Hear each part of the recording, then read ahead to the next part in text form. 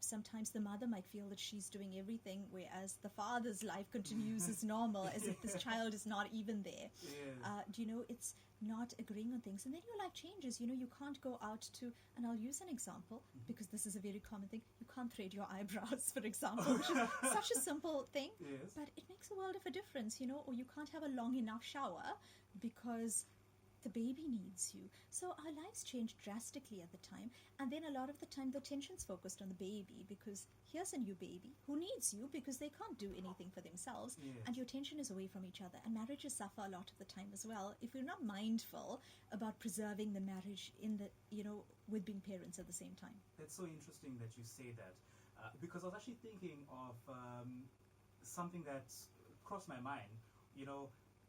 Do you think that maybe it's a problem because parents are, in a way, changing with the times, becoming modern parents or modernized, and not wanting to do or bring up their children the way their parents brought them up?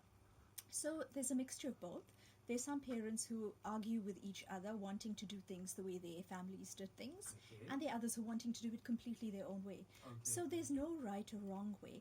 And, when you become parents, you need to take the best of both worlds, so the best from what you were brought up with and what we know, because as we go on in life, there's more research done, we have more education, we have more professional information about parenting, about how to raise happy, healthy and mentally healthy children as well. So we want to do the best for our children, so there shouldn't be the argument that my parents did it this way, therefore I have to do it that way. We've also got to look at the way we were parented, because that's where we learn to become parents. Yes. We do what our parents did, right or wrong, and if we're not mindful or conscious about how we're parenting our children, then we can also do harm. I see what you're saying there, because also you obviously in your mind are thinking that you're doing what's best, but sometimes when you exact out discipline, I think the question you've got to ask yourself is, what is the end result you want? Absolutely, and that's a brilliant question.